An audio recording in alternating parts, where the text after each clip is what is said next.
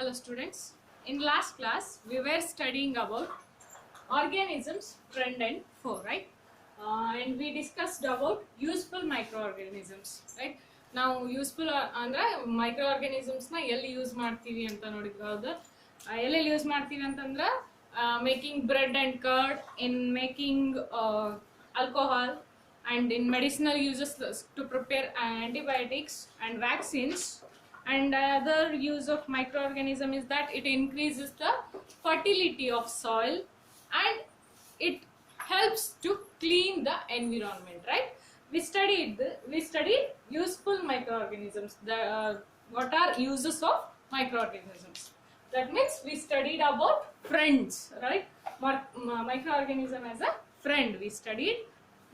ಹೆಂಗ್ ನಮ್ಗ ಹೆಲ್ಪ್ ಆಗ್ತಾವ, ಹೆಂಗ್ ನಮಗ್ ಸಹಾಯಕ ಆಗ್ತಾವ, ಹೆಂಗ್ ನಮಗ್ ಫ್ರೆಂಡ್ ಆಗ್ತಾವ ಅಂತ ಕಲ್ತಿ. ಹೌದಾ?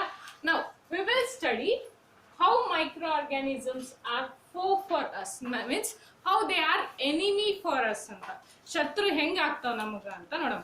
ನಾವು our next topic is harmful microorganisms. Harmful microorganisms. Microorganisms are harmful in many ways. ಹೌದಾ? microorganisms ಇಂದ ಜಾಸ್ತಿ ಹಾರ್ಮ್ಸ್ ಅದಾವ. ಯಾಕಂತಂದ್ರ ಯು ಮೈಟ್ ಅಬ್ಸರ್ವ್ ದ್ಯಾಟ್ ನಿಮ್ಗೆ ಏನಾದ್ರು ಆರಾಮಿರ್ಲಿಲ್ಲ ಅಂದ್ರೆ ದವಾಖಾನಿಗೆಲ್ಲ ಹೋದಾಗ ಏನ್ ಹೇಳ್ತಾರ, ಫಂಗಲ್ ಇನ್ಫೆಕ್ಷನ್ ಆಗ್ಯದ, ಯಾ ಬ್ಯಾಕ್ಟೀರಿಯಾ ಡಿಸೀಸ್ ಆಗ್ಯದ, ವೈರಸ್ ಇಂದ ಆಗ್ಯದ, ಹಿಂಗೆಲ್ಲ ಹೇಳ್ತಾರಲ್ಲ. So virus, bacteria and fungal, these are all ಏನು ಮೈಕ್ರೋ ಆರ್ಗಾನಿಸಮ್ಸ್, ರೈಟ್? ಸೊ ಏನಾಯ್ತು ಇಲ್ಲಿ, ಹಾರ್ಮ್ಫುಲ್ ಮೈಕ್ರೋ ಆರ್ಗಾನಿಸಮ್ಸ್ ಇಂದ ನಮಗ ಹುಷಾರ್ ತಪ್ತೀವಿ ಅಂತ ಗೊತ್ತಾಯ್ತು, right? Now, so such disease causing microorganisms ಏನಂತ ಕರಿತೀವಿ? Pathogens ಅಂತ ಕರಿತೀವಿ. We call them as pathogens. Pathogens means they are nothing but disease causing microorganisms. Disease causing microbes, right? Now, some microorganisms spoil our food. ಅಂತಂದ್ರ ಕೆಲವೊಂದು ಏನ್ micro organism ಏನ್ ಮಾಡ್ತಾವ, ನಮ್ಮ ಆಹಾರವನ್ನ ಕೆಡಿಸ್ತಾವ. ಈಗ ನೀವು ಬೆಳಿಗ್ಗೆ ಈಗ ಅನ್ನ ಮಾಡಿಟ್ರಿ ಅಥವಾ ಏನೋ ಪಲ್ಯನ ಸಾಂಬಾರ್ ಏನೋ ಮಾಡಿಟ್ರ ಅದೇನಾಗ್ತದ, ಜಾಸ್ತಿ ಬ್ಯಾಸ್ಗಿ ದಿನಕ್ಕೆ ಏನಾಗ್ತದ, ಜಲ್ದಿ ಇಳಿದು ಹೋಗ್ತದೆ. ಇಳಿದು ಹೋಗೋದಂದ್ರೆ ಏನು, ಫುಡ್ ಹಾಳಾಗೋದು, ಕೆಡೋದು, ಸ್ಪಾಯ್ಲಿಂಗ್ ಆಫ್ ಫುಡ್ ಅಂತ ಕರಿತೀವಿ, ರೈಟ್? ಅವಾಗೇನು ಬ್ಯಾಡ್ ಸ್ಮೆಲ್ ಬರ್ತದ, ಟೇಸ್ಟ್ ಬೇರೆ ಆಗ್ತದ. This is all due to action of micro organisms, right? ನಾವು disease causing micro organisms in human, ಇದು sub topic. Harmful micro organisms ಒಳಗ harmful microbes, right? In this we have our subtopic, that is disease causing microorganisms in human.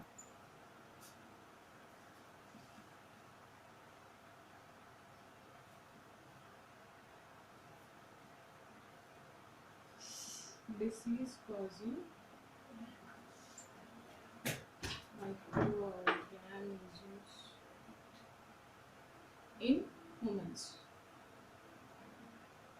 So ಮನುಷ್ಯರಲ್ಲಿ ಯಾವ ತರ disease ಅವು ಕಾಸ್ ಮಾಡ್ತಾವ ಅಂತ ನೋಡೋಣ, ರೈಟ್? ನಾವು pathogens enter our body through air we breathe or water we drink or by infection or food we eat, right?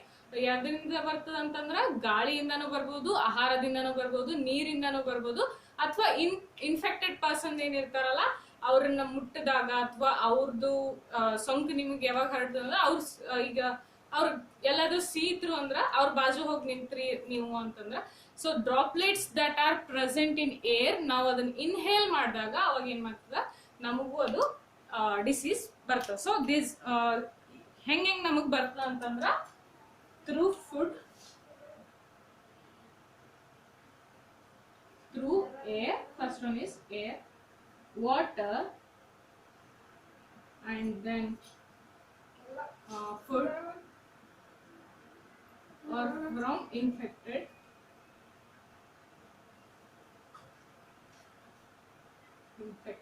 person, right? Or from infected person.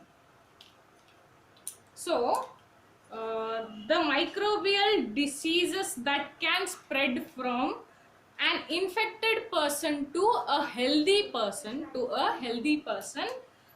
through air, water, food, or by physical activity or physical contact, we call it as communicable diseases. Communicable diseases ಅಂದ್ರ ಕನ್ನಡದಾಗ ಏನಂತ ಕರಿತೀವಿ, ಒಬ್ಬರಿಂದ ಒಬ್ಬರಿಗೆ ಹರಡ್ತಾವಲ್ಲ ರೋಗ, ಏನಂತ ಕರಿತೀವಿ ಅದಕ್ಕೆ? ಸಾಂಕ್ರಾಮಿಕ ರೋಗ ಅಂತ ಕರಿತೀವಿ, right?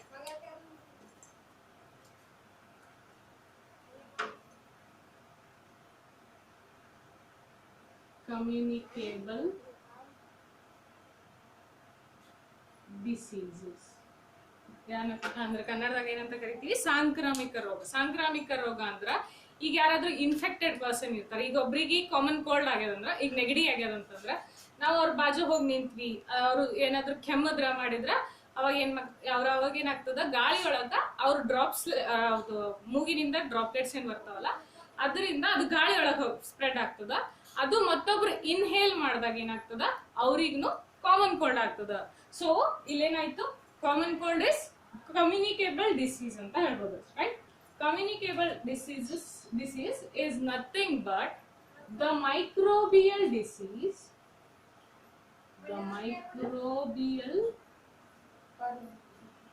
diseases that spread from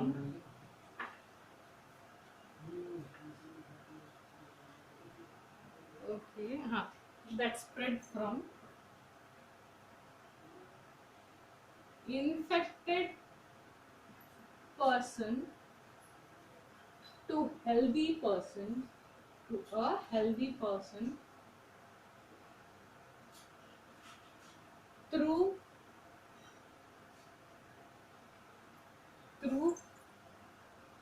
air, water, food, or any physical contact. They are nothing but they are called as our topic, that is communicable disease anta ಹೇಳ್ತೀವಿ. So some example of such diseases are cholera, common cold, chicken pox and tuberculosis. TB ಅಂತ ಹೇಳ್ತಾರಲ್ಲ, TB ಅದು ಕೂಡ ಸಾಂಕ್ರಾಮಿಕ ರೋಗ. So example are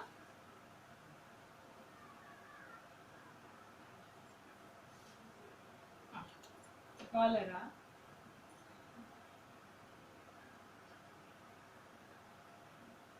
chicken pox, common cold and TB. Okay, cholera ಅಂತಂದ್ರೆ ಗೊತ್ತು ನಿಮಗೆ, ಚಿಕನ್ ಪಾಕ್ಸ್ ಅಂತಂದ್ರೆ ಗಣಸ್ಲಿ ಅಂತ ಹೇಳ್ತೀವಲ್ಲ ಅದು, ಅಂಡ್ ಕಾಮನ್ ಕೋಲ್ಡ್ ಅಂತಂದ್ರೆ ನೆಗಡಿ, ನಮ್ಗೆ ಕಾಮನ್ ಆಗಿ ಬರ್ತಿರ್ತದಲ್ಲ ನೆಗಡಿ, ಅದನ್ನ ಕಾಮನ್ ಕೋಲ್ಡ್ ಅಂತ ಕರಿತೀವಿ. And TB is tuberculosis. These are some communicable diseases. When a person suffering from common cold sneezes, that all I told right now, there are some insects and animals which act as carriers. Carriers ಅಂತಂದ್ರೆ ಏನು, ಒಬ್ಬರಿಂದ ಒಬ್ರಿಗೆ ಹರಡಿಸುವಂಥದ್ದಕ್ಕೆ ಏನಂತ ಕರಿತೀವಿ ನಾವು? Carriers of disease causing microbes. ನಾವು ಈಗ ನೀವು ನೋಡಿರ್ತೀರಿ, ಎಲ್ಲರೂ ಹಿಂಗ ಫುಡ್ ತೆರೆದಿಟ್ಟಿದ್ದ ಫುಡ್ ಅನ್ನು ಯಾಕೆ ತಿನ್ಬಾರ್ದು ಅಂತ ಹೇಳ್ತಾರಂತಂದ್ರ, ಈಗ ನೊಣ ಎಲ್ಲರೇ ಡಸ್ಟ್ಬಿನ್ ಮೇಲೆ ಕುಂತಿರ್ತದ, ಏನು ಎನಿಮಲ್ ಎಕ್ಸ್ಕ್ರೀಟಾ ಮೇಲೆ ಕುಂತಿರ್ತದ, ಎಲ್ಲರ ಕುಂತಿರ್ತದ. ಸೊ ಅವಾಗ ಏನಾಗಿರ್ತದ, ಅದ್ರ ಕಾಲ್ಗಳಿಗೆ ಏನಾಗಿರ್ತದ, ಅಲ್ಲಿ ಎನಿಮಲ್ ಎಕ್ಸ್ಕ್ರೀಟಾ ಅದು ಸಬ್ಸ್ಟೆನ್ಸ್ ಎದ್ರ ಮೇಲೆ ಕುಂತಿರ್ತದ ಅದೆಲ್ಲ ಹತ್ತಿರ್ತದ, ಹೌದಾ? ಅದು ಹೋಗಿ ಫುಡ್ ಐಟಮ್ ಮೇಲೆ ಕುಂತ್ರ ಅವೆಲ್ಲ ಫುಡ್ ಐಟಮಿಗೆ ಹತ್ತಾವ. ಸೊ ಫುಡ್ ಐಟಮ್ ಏನಾಗ್ತದ, ಅಲ್ಲಿ due to contact of that waste ಅದೇನಾಗ್ತದ, ಫುಡ್ ಸ್ಪಾಯ್ಲ್ ಆಗ್ತದ. ಆ ಫುಡ್ ಅನ್ನ ನಾವು ತಿಂದ್ರೆ ಏನಾಗ್ತದ, ಫುಡ್ ಪಾಯ್ಸನಿಂಗ್ ಆಗ್ತದ, which made leads to diseases, right? Disease ಅದನ್ನ ಕನ್ಸ್ಯೂಮ್ ಮಾಡೋದ್ರಿಂದ ಏನಾಗ್ತದೆ, ನಮ್ಗೆ ಡಿಸೀಸ್ ಬರ್ಬೋದು, ನಮ್ಗೆ ಫುಡ್ ಪಾಯ್ಸನಿಂಗ್ ಆಗ್ಬೋದು. ಸೊ ಅದಕ್ಕೆ ಏನ್ ಅಡ್ವೈಸ್ ಮಾಡ್ತಾರ ಅಂತಂದ್ರ, ರೋಡ್ ಸೈಡ್ ಇರುವಂತಹ ಆಹಾರಗಳನ್ನ ತೆರೆದಿಟ್ಟಿರ್ತಾರಲ್ಲ ಅದನ್ನ ನಾವು ತಿನ್ಬಾರ್ದು ಅಂತ ಹೇಳ್ತಾರೆ, ಹೌದಾ? So it is better to avoid consuming uncovered items of food, right? ನಾವೇನ್ ಮಾಡಬೇಕು, ಯಾವುದೇ ಒಂದು ಕವರ್ ಮಾಡದೆ ಇಟ್ಟಿರುವಂತ ಫುಡ್ ಅನ್ನ ತಿಂದೇ ಇರೋದೇ ಒಳ್ಳೇದು ಅಂತ ಹೇಳ್ತಾರೆ. ನಾವು ಸಮ್ ಆಫ್ ಕ್ಯಾರಿಯರ್ಸ್ ಅಂತ ಹೇಳ್ತಾರೆ. ಕ್ಯಾರಿಯರ್ಸ್ ಅಂತಂದ್ರೆ food causing carriers, sorry, disease causing carriers, right? Carriers ಅಂತಂದ್ರೆ ಒಬ್ಬರಿಂದ ಒಬ್ಬರಿಗೆ ಹರಡಿಸುವಂಥದ್ದು. ಒಂದು ಏರ್ ಆಯ್ತು, ಒಂದು ವಾಟರ್ ಆಯ್ತು, ಒಂದು ಫುಡ್ ಆಯ್ತು, ಹೌದಾ? ಅಂಡ್ ಫಿಸಿಕಲ್ ಕಾಂಟ್ಯಾಕ್ಟ್ ಒಂದಾಯ್ತು, ಹೌದಾ? ಇನ್ನು ಕ್ಯಾರಿಯರ್ಸ್ ಯಾವ್ಯಾವ ಅಂತಂದ್ರ female anopheles. One second. Anopheles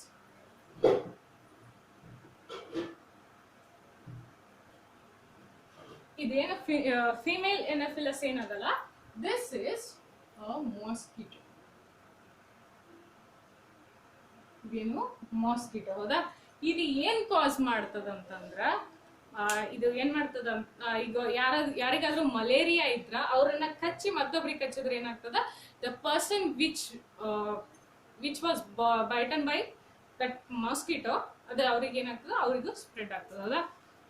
so which carries parasites of malaria.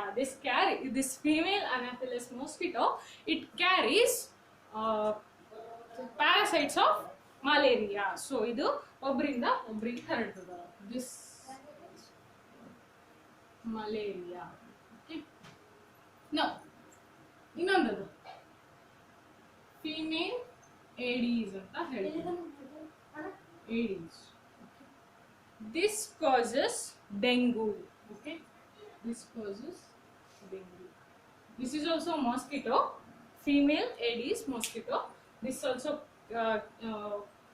spreads dengue from one infected person to healthy person, right? Now another one we have is carrier. Okay, all mosquito breed in water ಅಂತ ಏನು, ಎಲ್ಲ mosquito ಏನಾಗ್ತಾವ, ನೀರೊಳಗ ಉತ್ಪತ್ತಿ ಆಗ್ತಾವ. So we should avoid the collecting of water somewhere. ಅಂದ್ರೆ ಮಳಿ ಬಂತು, ನೀರ್ ನಿಂತು ಅಂತಂದ್ರೆ ಅಲ್ಲಿ ಏನಾಗ್ತದ, ಕಚ್ಚುಳ ಸಂತತಿ ಜಾಸ್ತಿ ಆಗ್ತಾವ, ಸೊಳ್ಳೆಗಳ ಸಂತತಿ ಜಾಸ್ತಿ ಆಗ್ತಾವ. ಸೊ ಅದನ್ನ ನಾವು ಅವಾಯ್ಡ್ ಮಾಡಬೇಕು. ಕಲೆಕ್ಷನ್ ಆಫ್ ವಾಟರ್ ಎಲ್ಲೆಲ್ಲಿ ಇರ್ತದಲ್ಲ ಅದನ್ನ ನಾವು ತೆಗೆದು ಹಾಕ್ಬೇಕು, ಅಥವಾ ಮಣ್ಣು ಹಾಕ್ಬೇಕು ಅದನ್ನ ಮುಚ್ಚಿ, ರೈಟ್? ಸೊ ದಟ್ ಕ್ಯಾರಿಯರ್ಸ್ ಕಡಿಮೆ ಆಗ್ತಾವ, ಆವಾಗ ರೋಗಗಳು ಕಡಿಮೆ ಆಗ್ತಾವ, right? No in your textbook they have given some common diseases affecting animals, affecting human beings, right? Then mode of transmission by which it is transmitted are either from bacteria or virus, from any other protozoa, right? And some general methods of prevention, ಅದನ್ನಿಂದ ಹೆಂಗೆ ನಾವು prevent ಮಾಡ್ಕೋಬೇಕು ಅಂತ ಕೊಟ್ಟಾರ. they have given in your textbook, you go through it. Okay, it's very simple, you can understand. If you read, you can understand. Go through it. Okay, now disease causing microorganisms in animals. ನಾವೀಗ human beings ಒಳಗೆ ನೋಡಿದ್ವಿ. ಈಗ animals ಒಳಗೂ ಏನಾಗ್ತದ, food poisoning ಆಗ್ತದ. ಅವೇನಾದ್ರೂ ಹೆಚ್ಚು ಕಡಿಮೆ ತಿಂದ್ರ ಅಥವಾ ಏನೋ ಇನ್ಫೆಕ್ಟೆಡ್ ಪ್ಲಾಂಟ್ಸ್ ಅವು ತಿಂದು ಅಂತಂದ್ರೆ ಏನಾಗ್ತದ, ಆ ಇನ್ಫೆಕ್ಷನ್ ಪ್ರಾಣಿಗಳಿಗೂ ಬರ್ತಾವ, right? Several microorganisms not only cause disease in human and plants but also in other animals. For example, anthrax is a disease, a dangerous disease in cattle. ಅಂತಂದ್ರೆ ನಾವೀಗ ಪ್ರಾಣಿಗಳನ್ನು, ಆಕಳ, ಎಮ್ಮಿ ಇದೆಲ್ಲ ಏನು ನಾವು ಸಾಕಿರ್ತೀವಲ್ಲ, ಸಾಕು ಪ್ರಾಣಿಗಳಲ್ಲಿ ಆಂಥ್ರಾಕ್ಸ್ ಅನ್ನುವಂಥ ಡಿಸೀಸ್ ಏನು, it is a very dangerous which ಏನು affects foot or a mouth of that animal. Okay, ಅದೇನು ಮಾಡ್ತದ, ಕಾಲು ಅಥವಾ ಬಾಯಿಗೆ ಅದು ಅಫೆಕ್ಟ್ ಮಾಡ್ತದೆ. Okay, anthrax is one of the disease that is very dangerous for animals, that means cattle. Okay, now we have disease causing microorganisms in plants. ಹೆಂಗ್ ಬರ್ತದ disease? Okay, ನಮ್ಗೆ ಅವು ನಮಗೆ ಹೇಳಲ್ಲ, ನಮ್ಗೆ ಹೆಂಗ್ ಗೊತ್ತಾಗ್ತದ ಪ್ಲಾಂಟಿಗೆ ಹೆಂಗ್ ಡಿಸೀಸ್ ಬರ್ತದ ಅಂತಂದ್ರ, ಯು ಮೈಟ್ ಅಬ್ಸರ್ವ್ಡ್ ಬಿಂಡಿ ಏನು ಬೆಂಡಿಕಾಯಿ ಅಂತ ಕರಿತೀವಲ್ಲ, ಸೊ ಅಲ್ಲಿ ಎಲಿ ಎಲ್ಲ ಏನಾಗಿರ್ತಾವ, ಯೆಲ್ಲೋಯಿಶ್ ಆಗಿರ್ತಾವ, ರೈಟ್? ನೋಡಿರಿ ಯಾವಾಗಾರ ಭಿಂಡಿದು ಎಲಿ ಏನಾಗಿರ್ತಾವ, ಯೆಲ್ಲೋ ಆಗಿರ್ತಾವ. This is a disease called yellow vein mosaic of bhindi ಅಂತ ಕರಿತೀವಿ. ಏನಂತ ಕರಿತೀವಿ? Yellow vein mosaic of bhindi.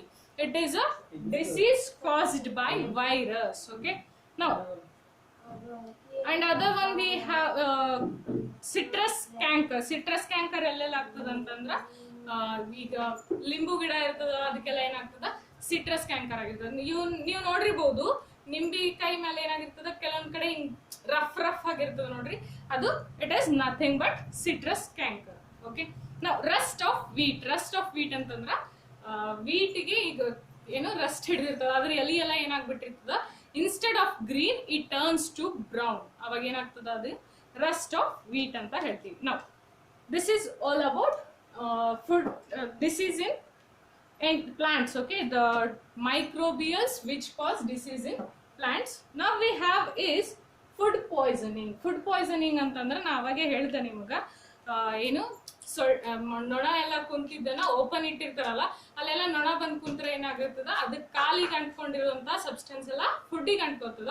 So due to some chemical reaction or due to some ಅದೆಲ್ಲ ವೇಸ್ಟ್ ಎಲ್ಲ ಫುಡ್ ಮೇಲೆ ಕುಂತ ಮೇಲೆ ಏನಾಗಿರ್ತದ, ಫುಡ್ ಏನಾಗ್ತದ, ಹಾಳಾಗ್ತದ. It leads to food poisoning, right? Now if we eat many stuffs ಅಂತಂದ್ರೆ ಈಗ ನಾವೇನ್ ಮಾಡ್ತೀವಿ, ಎಲ್ಲಾರ ಪಾರ್ಟಿಗೆ ಅದು ಹೋದಲ್ಲಿ ಏನ್ ಮಾಡ್ತೀವಿ, ಅಲ್ಲೆಲ್ಲ ಆಯಿಲಿ ಐಟಮ್ಸ್ ಜಾಸ್ತಿ ಇರ್ತಾವ, ಅವೆಲ್ಲ ಏನ್ ಮಾಡ್ತೀವಿ ನಾವು ಜಾಸ್ತಿ ತಿನ್ವಿ ಅಂತಂದ್ರೆ ನಮಗೆ ಫುಡ್ ಪಾಯ್ಸನಿಂಗ್ ಆಗ್ತದೆ. ಬಿಕಾಸ್ ದೋಸ್ ಸಬ್ಸ್ಟೆನ್ಸ್ ನಮ್ ಹೊಟ್ಟೆಯೊಳಗೆ ಹೋದ ಬೆಳಗ್ಗೆ ಏನಾಗ್ತದ, ನೀವು 7th ಒಳಗೆ ಕಲ್ತೀರಿ, HCl ಜೊತೆ ಏನಾಗ್ತದ, ರಿಯಾಕ್ಟ್ ಆಗ್ತದ, ಬೈಲ್ ಜ್ಯೂಸ್ ಜೊತೆ ರಿಯಾಕ್ಟ್ ಆಗ್ತದ. ಸೊ ಅಲ್ಲಿ ಅದು ಜಾಸ್ತಿ ಆಯ್ತು ಅಥವಾ ಕಡಿಮೆ ಆಯ್ತು ಅಂತಂದ್ರೆ ಏನಾಗ್ತದ, it leads to vomiting or diarrhoea ಅಂತ ಹೇಳ್ತೀವಿ. ಹೌದಾ? ಅಂದ್ರೇನು, ಲೂಸ್ ಮೋಷನಿಂಗ್ ಆಗ್ಬೋದು ಅಥವಾ ವಾಮಿಟಿಂಗ್ ಅದು ಆಗ್ಬೋದು. So this is nothing but a food poisoning. So ಅಲ್ಲೆಲ್ಲ ಏನಾಗಿರ್ತದ, ಪಾಯ್ಸನಸ್ ಆಗಿರ್ತದ ಫುಡ್. ಹೌದಾ? Sometimes it may leads to death. If it is in a serious case, then it may leads to death. It is very important that we preserve food to prevent it from being spoiled ಅಂತ ಹೇಳ್ತಾರೆ. So ನಾವ್ ಏನ್ ಮಾಡ್ಬೇಕು, food preservation ಚೆನ್ನಾಗಿ ಮಾಡ್ಬೇಕು. ಅಂದ್ರೆ ಏನು, ಅದನ್ನ ಕವರ್ ಮಾಡಿಡ್ಬೇಕು. ಅಥವಾ ಈಗ ಏನು, ಬೆಳಿಗ್ಗೆ ಮಾಡಿದ ಫುಡ್ ಅನ್ನ ನೈಟ್ ತಿನ್ಬೇಕಾದ್ರ ಅದಕ್ಕೆ ಸಮ್ ಏನಿರ್ತಾವ, ನಮ್ಗ ಅದನ್ನ ಹೀಟ್ ಮಾಡ್ಬೇಕು. ಅಂದ್ರೆ ಅಪ್ ಟು ದಿಸ್ ಟೆಂಪರೇಚರ್ ಆ ತರ ಎಲ್ಲ ಏನಿರ್ತಾವ. ಸೊ ಟೆಂಪರೇಚರ್ ಇದು ಅದೆಲ್ಲ ಅವಕ್ಕೆಲ್ಲ ಏನಂತ ಕರಿತೀವಿ ನಾವು, ಫುಡ್ ಪ್ರಿಸರ್ವೇಶನ್. ಇದನ್ನು ಜಾಸ್ತಿ ಹಾಕ್ಬೇಕು, ಇದನ್ನ ಕಡಿಮೆ ಹಾಕ್ಬೇಕು, so that food will not spoil ಅಂತ ನಾವು ಕನ್ಫರ್ಮ್ ಮಾಡ್ಕೊಂಡ್ರೆ ಅದನ್ನ ಫುಡ್ ಪ್ರಿಸರ್ವೇಶನ್ ಅಂತ ಕರಿತೀವಿ, ರೈಟ್? ನಾವು our topic is food preservation. Some of food preservation in our kitchen is, one is salt and other one is sugar. They are very important food preservatives. One is salt, other one is sugar. ನೀವೀಗ ನೋಡಿರ್ತೀರಿ, ಈಗ ನೀವು ಮಾವಿನ ಹಣ್ಣು ತಂದಿಡ್ತೀರಿ. ಹೌದಾ? ಮಾವಿನ ಹಣ್ಣು ತಂದಿಡ್ತೀರಿ, ಏನಾರು ತಂದಿಡ್ತೀರಿ, ಅದು ಇಟ್ಟಾಗ 2 to 3 days ಆದ್ಮೇಲೆ ಏನಾಗಿರ್ತದ, ಅದು ಕೊಳ್ತು ಹೋಗ್ಬಿಡ್ತದ. ಹೌದಾ? It leads to rotten, right? It become rotten, right? ಅವಾಗೇನು, ನೀವು ಇನ್ನೊಂದು ನೋಡಿರ್ತೀರಿ, ಏನಂತಂದ್ರೆ ನಿಮ್ಮ ಅಜ್ಜಿ ಅಥವಾ ನಿಮ್ಮ ಮಮ್ಮಿ ಹಾಕಿದ್ದು ಉಪ್ಪಿನಕಾಯಿ ನೋಡಿರ್ತೀರಾ. ಉಪ್ಪಿನಕಾಯಿ ಎಷ್ಟು ದಿವಸ ಇರ್ತಾರ, 6 ತಿಂಗಳು ಇರ್ತಾರೆ, 7 ತಿಂಗಳು ಇರ್ತಾರ. ಹೌದಾ? ಎಷ್ಟು ವರ್ಷಗಟ್ಲೆನೂ ಇರ್ತಾರ. ಅವು ಏನಾಗ್ತಾವ, ಸ್ಪಾಯ್ಲ್ ಆಗಲ್ಲ. Because of salt that is present in that ಉಪ್ಪಿನಕಾಯಿ. ಹೌದಾ? more salt is present in ಉಪ್ಪಿನಕಾಯಿ. Now salt and edible oils are the common chemicals generally used for food preservation. So salts and edible oils, oil ನು ಏನು ಮಾಡ್ತೀವಿ ನಾವು, ಜಾಸ್ತಿ ಹಾಕಿರ್ತೀವಿ. ಅವಾಗ ಏನಾಗಿರ್ತದ, ಫುಡ್ ಸ್ಪಾಯ್ಲಿಂಗ್ ಕಡಿಮೆ ಆಗ್ತದ. ಬಿಕಾಸ್ ಅಲ್ಲಿ ಏನಾಗ್ತದ, ಮಾಯಿಶ್ಚರ್ ಕಂಟೆಂಟ್ ಹೋಗ್ತದ. ಹೌದಾ? ಮಾಯಿಶ್ಚರ್ ಕಂಟೆಂಟ್ ಹೋಗಿದ್ರೆ ಏನಾಗ್ತದ, ಅಲ್ಲಿ ಮೈಕ್ರೋಬಿಯಲ್ ಆಕ್ಷನ್ ಕಡಿಮೆ ಆಗ್ತದ. ಸೊ ದಟ್ ಅವೇನು ಆಗ್ತಾವ, ಫುಡ್ ಪ್ರಿಸರ್ವೇಟಿವ್ ಆಗಿ ಆಕ್ಟ್ ಆಗ್ತಾವ, right? Therefore they are called preservative. They are called as preservative. ನಾವು ಪಿಕಲ್ಸಿಗೆಲ್ಲ ಹಾಕ್ತೀವಲ್ಲ, ಆಯಿಲ್ ಮತ್ತು ಆಮೇಲೆ ಸಾಲ್ಟ್ ನ ಜಾಸ್ತಿ ಹಾಕೋದ್ರಿಂದ ಅವು ಕೆಡಂಗಿಲ್ಲ ಜಾಸ್ತಿ ದಿವಸ. ಹೌದಾ?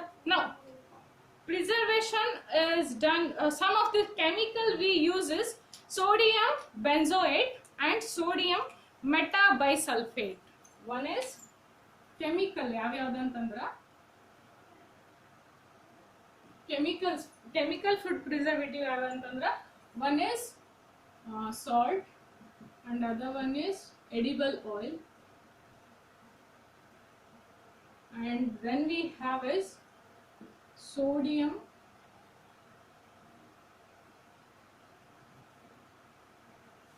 benzoate,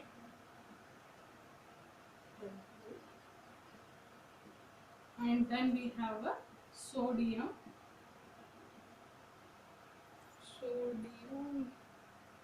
metabisulfate.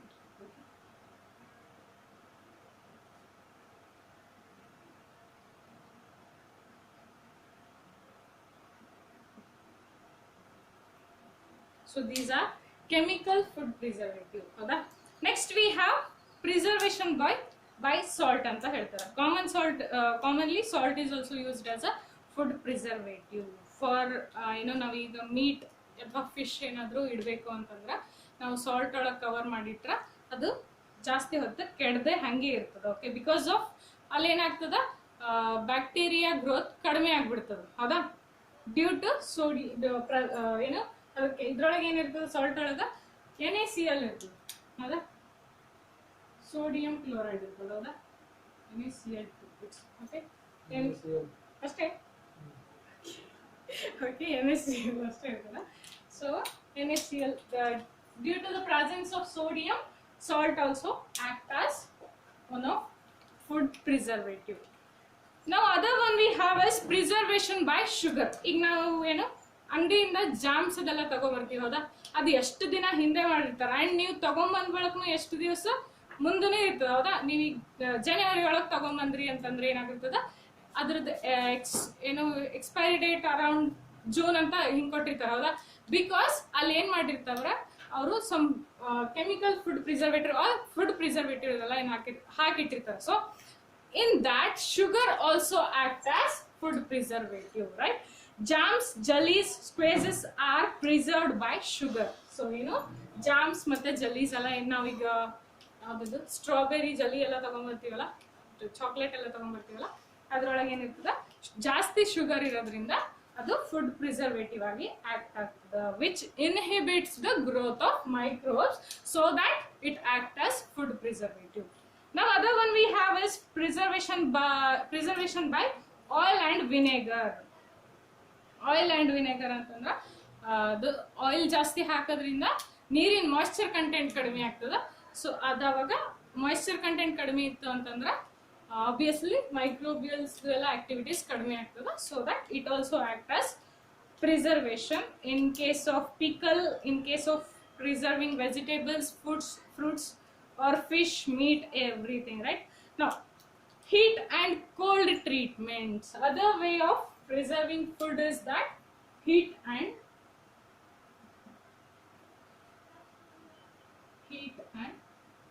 cold treatment.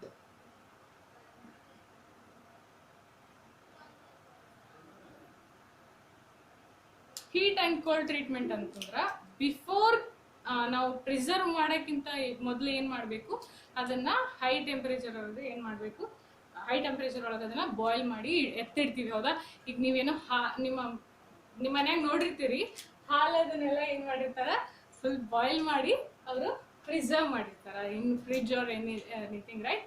ಅಲ್ಲೆಲ್ಲ ಏನು ಮಾಡಿರ್ತಾರೆ, ಪ್ರಿಸರ್ವ್ ಮಾಡಿರ್ತಾರೆ. ಸೊ ದ್ಯಾಟ್ ಹೀಟ್ ಜಾಸ್ತಿ ಇತ್ತು ಅಂತಂದ್ರೆ ಮೈಕ್ರೋಬ್ಸ್ ಏನಿರ್ತಾವ ಅದ್ರ ಆಕ್ಟಿವಿಟೀಸ್ ಹೈ ಟೆಂಪರೇಚರ್ ಒಳಗೆ ಆಗಲ್ಲ. ಆ್ಯಂಡ್ ನಾವು ಫ್ರಿಡ್ಜ್ ಒಳಗೆ ಯಾಕೆ ಇಡ್ತೀವಿ ಅಂತಂದ್ರೆ microbial action is reduced during low temperature. Okay, now ಈಗ ನೀವು ಅಂಗಡಿಯಿಂದ ತಗೊಂಡ್ಬರ್ತೀರಲ್ಲ ಹಾಲು, ಅದ್ರೊಳಗೆ ಫುಲ್ ಕೋಲ್ಡ್ ಇರ್ತಾವ ನೋಡ್ರಿ. This is nothing but a process called pasteurisation ಮಾಡಿರ್ತಾರೆ. ಸೊ ದ್ಯಾಟ್ ಅವು ಹಾಲು ಏನಾಗ್ತಾವ, ಜಾಸ್ತಿ ದಿವಸ ಅಥವಾ ಜಾಸ್ತಿ ಟೈಮ್ವರೆಗೂ ಕೆಡದೆ ಹಂಗೆ ಇರ್ತಾವ. Pasteurized milk can be consumed without boiling. ನಾವೀಗ ತಂದಿರ್ತೀವಲ್ಲ ಅದನ್ನ ವಿದೌಟ್ ಬಾಯ್ಲಿಂಗ್ ನಾವು ಅದನ್ನ ಕನ್ಸ್ಯೂಮ್ ಮಾಡ್ಬೋದು. Okay, Then what do you mean by pasteurization?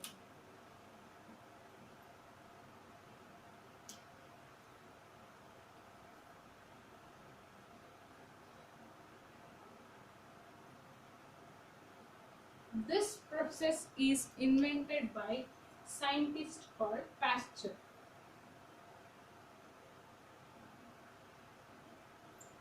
Okay, this is invented by Pasteur, so that the process is named as pasteurization. In this process, milk is heated to about 70 degrees Celsius for 15 to 30 seconds. Okay, and then it is suddenly chilled and stored. ಅದನ್ನ ಏನು ಮಾಡಿರ್ತಾರೆ, sudden ಆಗಿ ಅದನ್ನ temperature chill ಮಾಡಿರ್ತಾರೆ, ಅಂದ್ರೆ full negative ಒಳಗೆ ತಗೊಂಡ್ಬರ್ತಾರೆ. So around 0 degree Celsius ಅಂತ ಅನ್ಕೊಳ್ರಿ.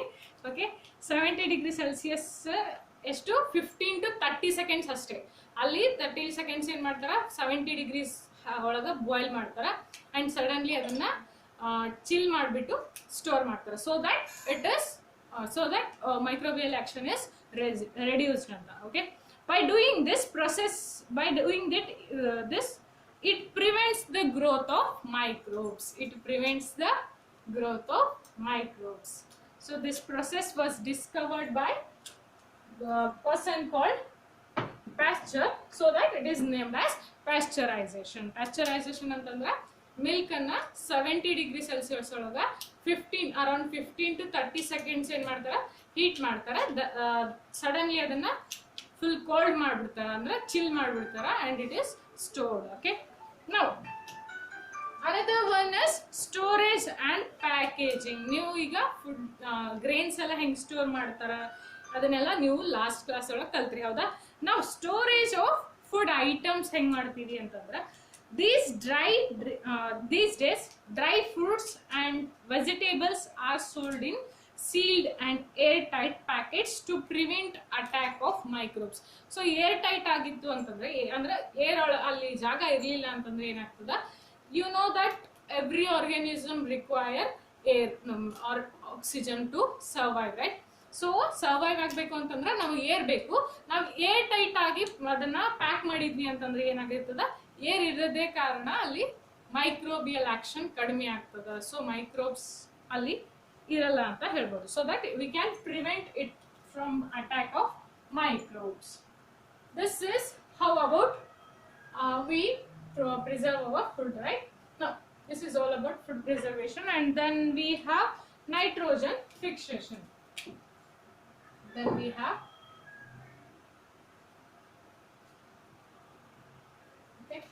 nitrogen fixation. You studied in class 6th and 7th that bacteria named as rhizobium.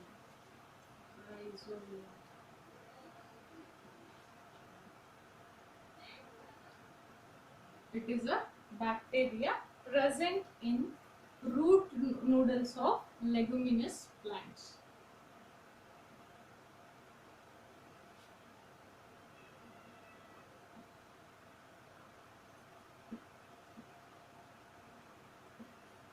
It is present in leguminous plants, that is nothing but pulse plants. Okay, pulses anta heltivalla. So such as leguminous plants as nuts,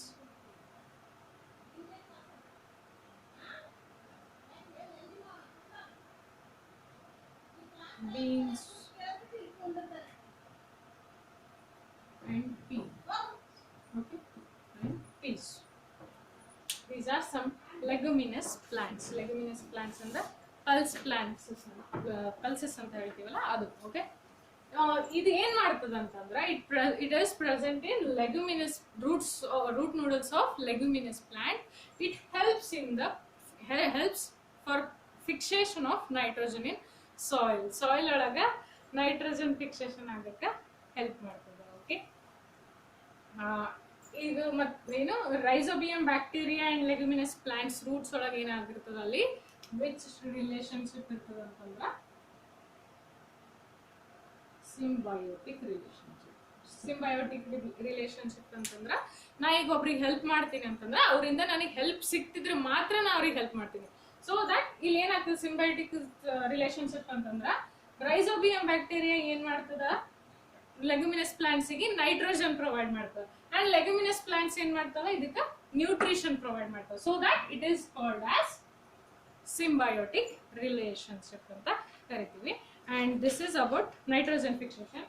nitrogen ಈಗ ನಾವು plants ಅಷ್ಟೆಲ್ಲ plants ಅದಾವ ನಮ್ಮ surrounding ಒಳಗ and ಅದು nitrogen ತಗೋತಾವಂದ್ರ nitrogen ಕಡಿಮೆ ಆಗ್ಬೇಕು, ಹೌದಾ? ಅಟ್ಮಾಸ್ಫಿಯರ್ ಒಳಗಿರೋಂಥ ನೈಟ್ರೋಜನ್ ಕಡಿಮೆ ಆಗ್ಬೇಕು, ಬಟ್ ಇಟ್ ರಿಮೇನ್ಸ್ ಕಾನ್ಸ್ಟಂಟ್. ಹೆಂಗಂತ ನೈಟ್ರೋಜನ್ ಸೈಕಲ್ ಒಳಗೆ ನೋಡಬಹುದಾ? And our next topic is nitrogen cycle.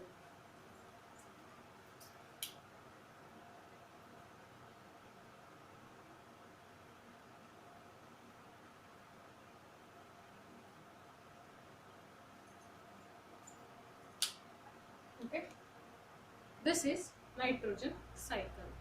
You all know that in our surrounding we have 78% of nitrogen in our atmosphere. So 78% atmosphere ಒಳಗೆಲ್ಲ nitrogen ಅದ. In every compounds, right? Now vitamins and proteins, nucleic acids, chlorophyll, all this constituents have nitrogen in them. So 78% of nitrogen is present in our atmosphere.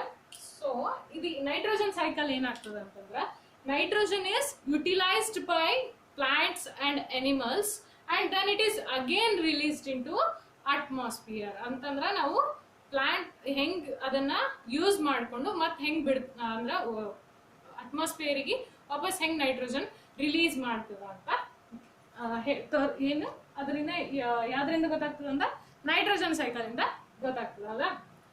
So we have first arrow mark correct ಆಗಿ ನೋಡ್ಕೋರಿ ಎಲ್ಲಿಂದ ಎಲ್ಲಿಗೆ ಅಂತ. ನೀವು exam ಒಳಗೆ ಬರೋದ್ರೂ arrow mark ಹಿಂಗೆ ಇರಬೇಕು. Okay, and this is for 5 marks. ಇದು 5 marks question. Okay,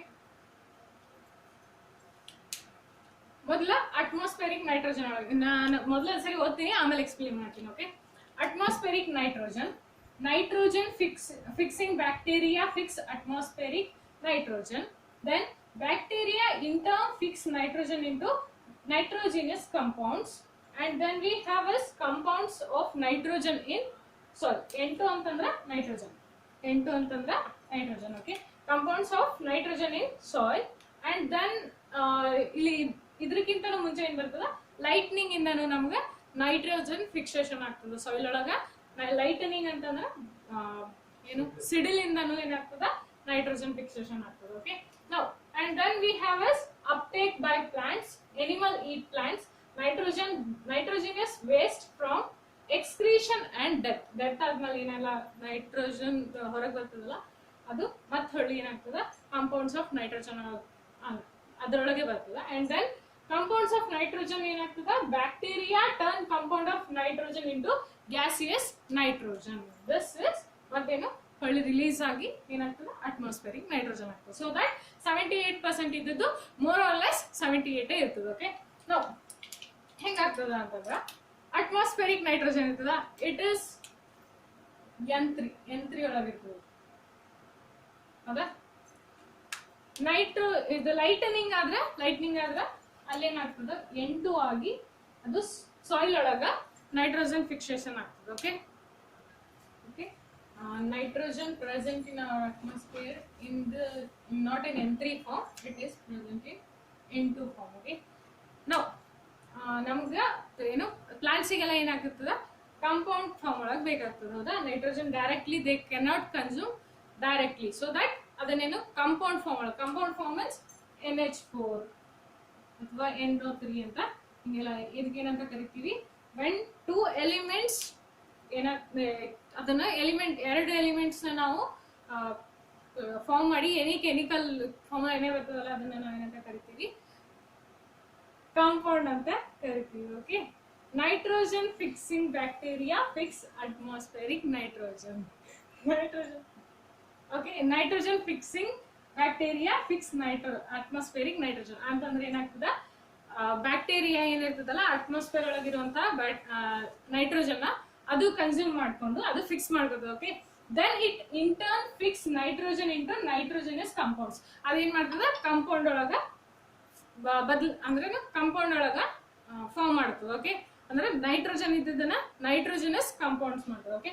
and due to lightning also nitrogen get fixed into soil. Okay, that is they are converted into compound of nitrogen in soil. Okay, due to lightning and due to action of bacteria called as rhizobium. Okay,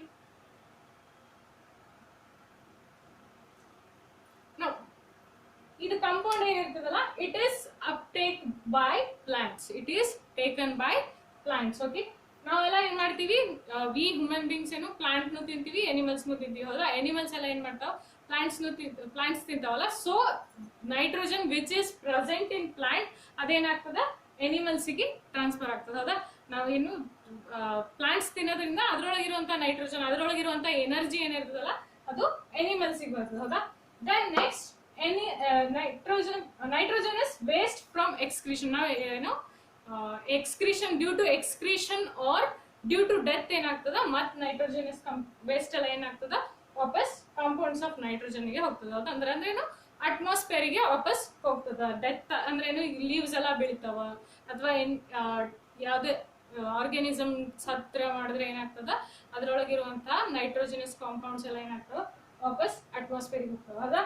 Then next we have is bacteria turn compounds of nitrogen into gaseous nitrogen. ಅದು ಏನ್ ಮಾಡ್ತದ, intern bacteria ಏನ್ ಮಾಡ್ತದ, ಇದು rhizobium bacteria ಏನ್ ಮಾಡ್ತದ, nitrogen ತಗೊಂಡು nitrogen compounds ಮಾಡ್ತದ. And some other bacteria which turn compounds of nitrogen into gaseous nitrogen. So ಏನ್ ಮಾಡ್ತದ, ಅದು ಮತ್ N2 ಫಾರ್ಮ್ ಒಳಗ ಮತ್ ಅಟ್ಮಾಸ್ಫಿಯರ್ ಗೆ ರಿಲೀಸ್ ಮಾಡ್ತದ. This is now it forms a atmospheric nitrogen. This is called as nitrogen cycle. ಅಂದ್ರೆ ಏನು, ಎಷ್ಟೇ ಸೈಕಲ್ ಆದ್ರೂ ಅದು more or less 78% ಇರ್ತದ ಅಂತ ಹೇಳ್ಬೋದು. Now this is constant. Okay, this is all about my action of microorganisms in our lives, and this completes your second chapter, microorganisms friend and foe. Thank you.